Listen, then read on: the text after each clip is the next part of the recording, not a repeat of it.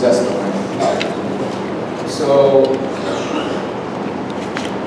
what really spoke out to me about this Bible passage, and honestly, I just found it last week preparing for this scripture sharing, and it really spoke out to me.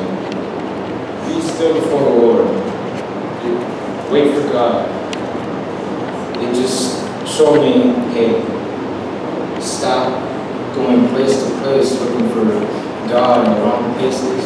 Just wait for Him and listen. Be patient. Do not be provoked by prosperous malicious schemes. What that told me was, hey, this world, it's pretty messed up. Sometimes bad guys win, and I know the bad guys win sometimes. In my heart, I really can't handle that they win sometimes, but it's just a small battle that they win, because God will always win the war. Give up anger, abandon wrath. Do not be provoked. It only brings harm.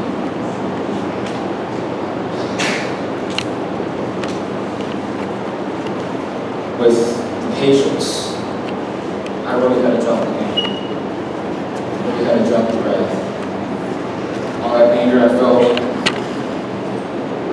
just witnessing it all over the place. Those who do evil will be cut off, but those who wait for the Lord will possess the land. Just reinforce that first sentence right there. These guys may not lose on earth, but in the afterlife, they're going to get what's coming to them. And me, and all of us who wait for God will enter this eternal happiness. Now, let me ask you all a question. How many of you ever prayed to God for anything? Ever asked Him for anything? Come on, guys. Don't be shy. That should be all of us. How many of you have that prayer answered? How many of you are still waiting? All right.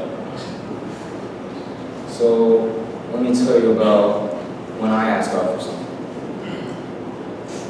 It's about middle school year, the roughest years of my life. It's where I finally woke up. I snapped out of it.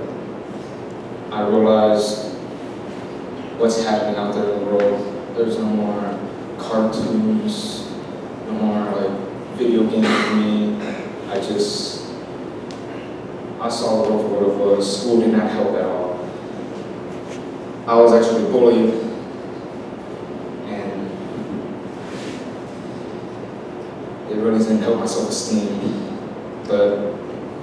And not only that, it made me realize what was just not happening in my school, what was happening in my neighborhood, what was happening here in the States, what's happening around the world.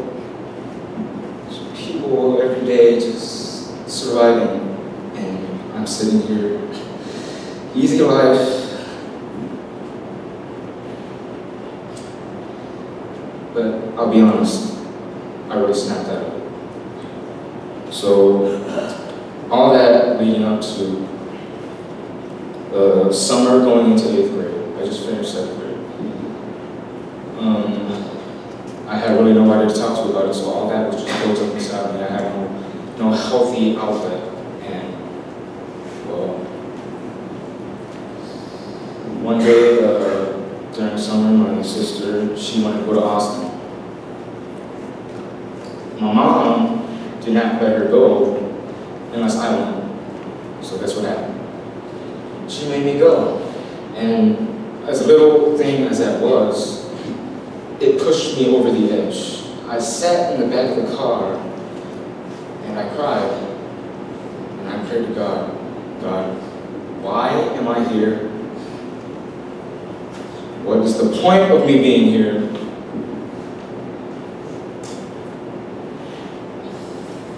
God, please end my life right now.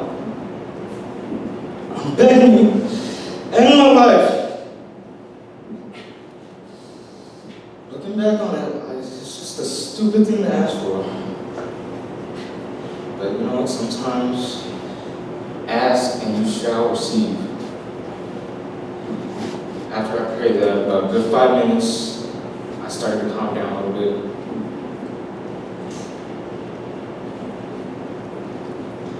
The tire on my side blew out, and then we slammed into a wall going around like 50 miles per hour on the freeway.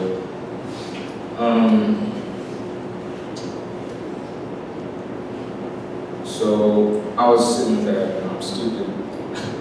Wasn't wearing a seatbelt. I flew into the passenger seat. Got a busted up eye. I looked at the scar right under there every morning in the mirror. And I walked away with kind of a jacked up leg. So when that happened, I cried even more. It wasn't tears of anger, it wasn't tears of sadness, but it was tears of joy. That was God answering my prayer. Now, it may sound funny to some of y'all, like, dude, that's called an answering prayer. He almost killed you, dude. No, see, me and God, we got a little homeboy thing going on. We can laugh about this. Hey, man, remember the time you tried to kill me? Yeah, good. So, when that happened, the only thing I really remember is smoke coming out of the engine. I look out through the front window, just white light, smoke. And that wasn't what really caught my attention. What caught my attention is a song I had never heard before in my life. Never heard before in my life. It was in my head, and it was just playing over and over again. I never heard it before in my life. And that song was called No Handlebars by Flowbox. I don't know if y'all know that song, but I don't know, that was like back in 06, you know? Not the point, but yeah, so the song, I went home, I looked it up, I listened to it. I watched the video. It really, that was God giving me the blueprint, the plan of what I'm supposed to be doing.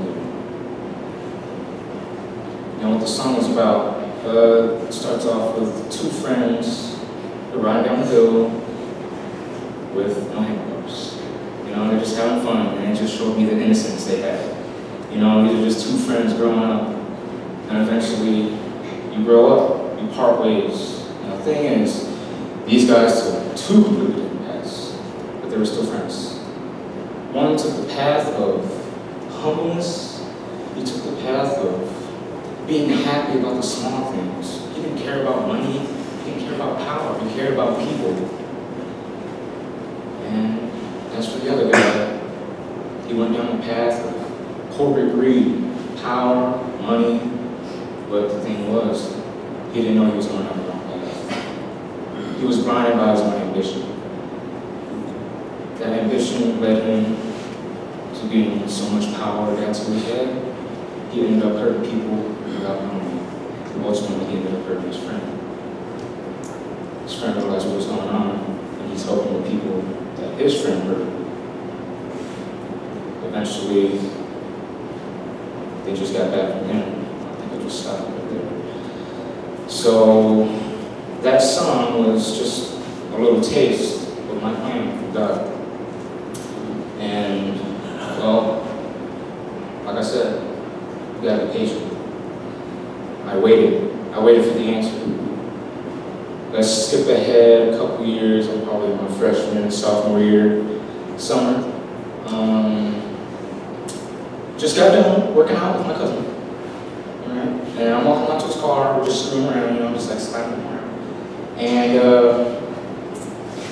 so I look over in the sky, I see this weird cloud, man. It's just, and it's moving pretty fast, and it looked pretty low, and I was like, there's a little red haze at the bottom of that cloud. I'm like, that's not a cloud, that is smoke. That's a fire, bro. So I didn't really panic. I don't know what happened. I just went tunnel vision, and I took off down the street with no shoes on. I just realized that me big Asian guy, middle of the night, taking off in the middle of the intersection, no shoes on, just hollering. And my cousin, he stopped me, he said, "Whoa, hey man, whoa! I got a car." I'm like, right. I got a car. Got in a car, we drove down, and like, I wasn't really expecting much. I thought it was just gonna be like, you know, there would be a logical, non-dangerous explanation for this. But we pulled up to the house, and it's a detached garage from the house. It is on fire. And me, I like to stay calm and composed. So I just ran out the car and just bang on this dude's doors, ringing the doorbell, this and that. And like, no answers, so I'm like figuring, man, nobody's home. Let's head out to the street, and we'll call the police department and the fire department. They'll come over and fix it. And right when we turn around, this white guy comes stumbling out of his like living room, just like, "What's going on out there?" And it's funny because you got the door right here. There's a window next to it, and then there's a window that you can see behind him. And behind him, you can see the fire. So he's looking at me. "What's going on?" "There's a fire behind you." "What?" "There's a fire behind you." "What?" "Turn around." "Oh my goodness, my garage is on fire." "Yeah, man, I'm trying to tell you." So he started panicking, and he ran to his house, ran to his room, and his dogs. He pulled out his dogs. I noticed he was making some trips in and out of the house. I'm like, "Yo," I told my cousin, "Hey, next time he comes out, I'm gonna go ask him if he needs help bringing anything out. Maybe he wants to try to save something. Maybe we can't communicate to it." So I asked him. He's like, "Nah, I just went back inside for a pack of cigarettes and a shirt." I was like, "Okay, that's really nice." So I was talking to him, and it turns out he thought we were breaking into his house, and he was about to pull out his gun. And he's like, "Wait, no. It sounds like they're trying to kill me." So I didn't pull him. He just came out, and then that's when we realized, oh yeah, he also told me that he was just getting off like a 60-hour work week, overtime. He got home, he was knocked out of bed. And he thanked us for saving his life, man, honestly. Me, I honestly think I just woke him up. Simple as that. Like, maybe if a house was on fire, I busted in there, carried him out or something, but you know, I just woke him up, you know? I just woke him up. But you know, I guess if we got there later, the garage fire could have caught onto his house. He could have lost his house. So let's skip ahead a couple of months. I think it's my second year going to AYC. AYC, rooted in Christ. And yeah, I went there with my confirmation class, and apparently there was this girl going around looking for me. And I was like, "Yo, is a girl looking for me?"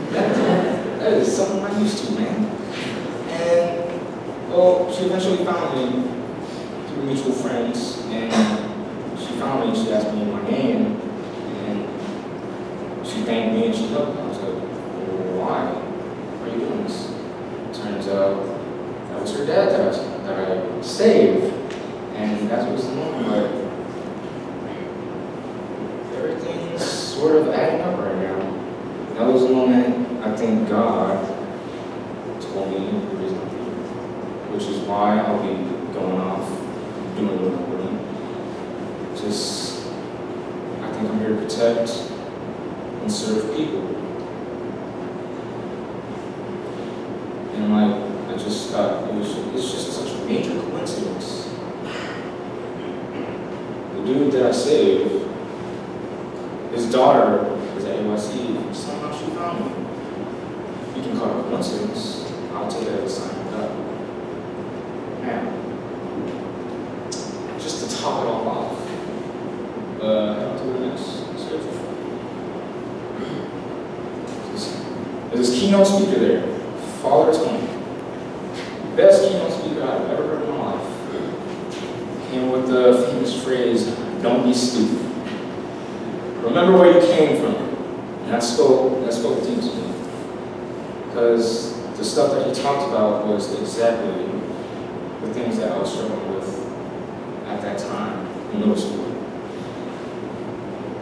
He talked about how the world's so messed up, and people keep praying, send me a cure for cancer, send me somebody who'll stop wars, send me somebody who do this and that. And he said, well, God is up there right now, but you're not giving him a chance to live. What he was talking about was abortion. Now, all that just added up to him. And he also used this quote, or this Bible scripture. Before I formed you in the womb, I knew you.